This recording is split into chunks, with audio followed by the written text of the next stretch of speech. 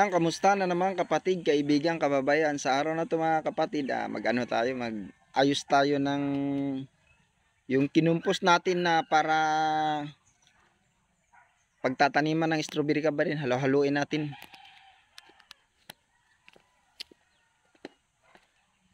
Yan kapatid, ito yung hinahaluan natin ng mga kompleto na to kapatid. May dumi ng manok, rabbit, tapos mayroong yung nyug na tinatadtad natin kapatid. Yung mga ano, yan halo na dyan. Tapos ito kapatid, pagka ano nito, bago natin itanim kapatid, lalagyan pa natin ng vermicast yan. Yan, vermicast. Lalagyan natin vermicast yan. Yan kapatid. Oh. Ayan natin laging hinahalo para mabulok na mabulok yung nilalagay natin yan. Mga dumi ng rabbit, dumi ng manok. Yan, yan ang purpose dyan. Para mabulok na mabulok. Tapos malambot yung lupa kapatid. Ayan ito. Ito yung kabayan. Oh. Ito yung kapatid. Haba yung kapatid. Yan. Halo-halo natin yan. Para maganda yung kalalabasan pagtataniman. Tapos dito kapatid, ito na yung mga yung hinanda natin ng mga ano, yung mga runners. Yan. Yung mga runners na hinanda natin kapatid, medyo malaki na siya kapatid. Yan, ito malaki na. Oh. Pwede na nga yan kapatid, pero mas maganda bago tayo maglipat yan, yung ano, makapal yung ugat ba? Marami ng ugat, so hindi pa masyado, pero malaki na siya. Mas maganda, marami ugat para mabilis makarecover pag ano, tsaka mabilis lumaki. Yan. Yan mga runner kapatid. Yan yung mga runner natin, may mga bagong runner. Yan. Ito runner kapatid, nakadirect na siya. Tapos may runner din siya. Yan, may runner. Yan, mga runner kapatid. Yan, maraming runner. Mayroon pa tayong ano, asikasuhin na ano itong runner. Ilalagay sa ano. Ito kapayan. Ito, napakaswerte natin. Oh. 4 na runner to sa isang puno. Ang dami runner. Yan, ito may mga runner. Yan. Yan, mga runner kapayan. Yan. Mas ito, napapansin mo to na ano, yung medyo payat siya dahil ano to. Katatanggal lang natin ng runner ng ano nito. Ito yung Sweet Charlie natin. So, pinarunner natin siya, tapos tinanggal natin yung runner niya. Kaya, nagre-recover siya ngayon. Tapos ito yung ano natin. Yan, pahaba na yan. Yung kingberry natin kabayan. Yan, may mga runner.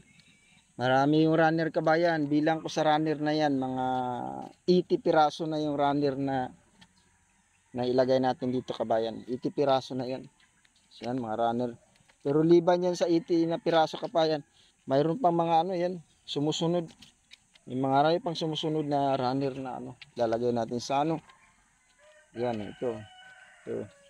Yan o, mga sa isang linggo yan, lalagay na natin sa ganyan. Ito, mga ito. Marami pang mga runner kabayan. Marami yung runner na yan. Yan. Yan, runner. Yan, ito, dami runner dito kabayan. Yan. Yan, dami runner. Yan, maraming runner kabayan. Kaya wala na tayong problema sa pagtatanim ng runner. Pagtataniman na naman ngayon. Ang ano natin, problemahin natin pagtataniman kasi marami runner to. Yan. Yan, dami runner yan. Runner yan kabayan. Ito mga runner. So, ito hinanda natin para pagtataniman din ng runner to kabayan. Malalaking ano to dito, medyo malaking to ano dito. Malaki yung plastic bag na nakalagay. Yan. Tapos dito, ito nga yung ano, yung pinakadulo sa prepare. Ini-prepare natin kabayan ito. Yan, binubulok na natin yung mga ano yan. Papatungan na lang natin ng ano yung kabayan. Yung pagtataningan ng ano, kagayang nandoon. Papatungan yan ng mga matatabang nakakumpos. Yan. Kaya ginaganito to kabayan kasi wala tayong lupa na paglalagyan to kasi ang dami nito. Kung lupa ang ano ito kasi dito bato hindi pwede. So para makatipid tayo, yan, nagtadtad tayo ng nyug para ipatong na lang dyan. Habang ano yung strawberry, nabubulok yan kabayan. Mabilis mabulok yan pag lagi nababasa yan, lalo na pag nasarado yan. magnalagyan ng lupa yan tapos lagi nang nababasa. So mabilis siya mabulok sa loob. So pag nakarating yung ugat dun sa ilalim, siguro naman bulok na siya konti, mapakinabangan na siya ng ano, tsaka maano na siya, makumpos na siya na maayos. Yan. So ito muna ngayon, papunta doon yung pagtataniman. Bilang ko mga 80 piraso, 100 piraso to. Yan, mga 100 piraso. Yan yung pagtataniman natin.